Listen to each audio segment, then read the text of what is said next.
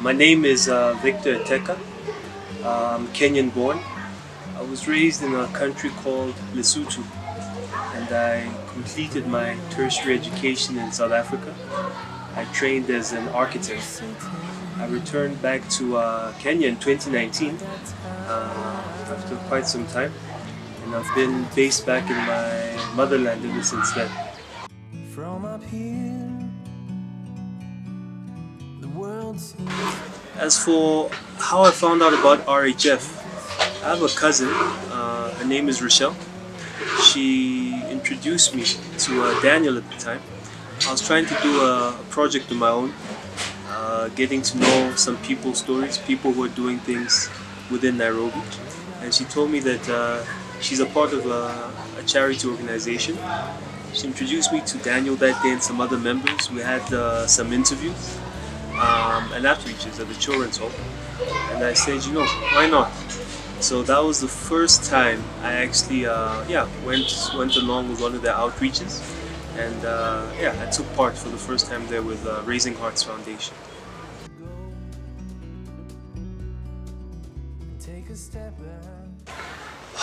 Goodness, I think just broadly speaking, charity is a very humbling experience. It's an enriching experience. Just to see these innocent lives, these young lives, you know, through no fault of their own and the circumstances they found themselves in.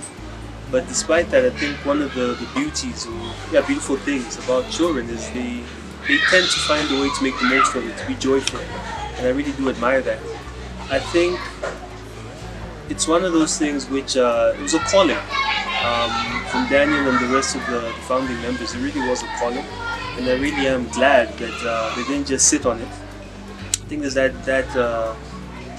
tendency to sit on a good idea, and within the means they had at that time, they said they're going to take action and keep growing from step to step. I'm really happy with the work that's been done so far, and I'm just hoping that more and more lives can be touched by RHF.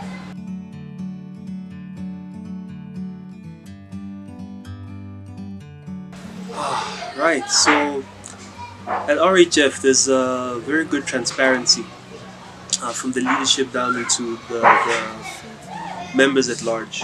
And after some consideration, we did feel it was best that instead of going from children's home to children's home, it might be more effective and impactful to pick one which you want to come into contact with and build bonds over some time, you know. Have some meaningful, almost like a big brother, big sister mentor type of situation. So what's currently happening right now, it's at the very least for the rest of this year, just try to develop those bonds, encourage the children at the home. And as always with any organization of this sort, we would always appreciate people coming to volunteer. We happily welcome new members. RHF has now been registered as an NGO. And again, we're just hoping that by making this a fully registered organization, it shall just lead to more and more opportunities for us to meaningfully give back to our communities. First 2023, and we're hoping for the children at Smile's home to have a smile on their face because of what we're doing.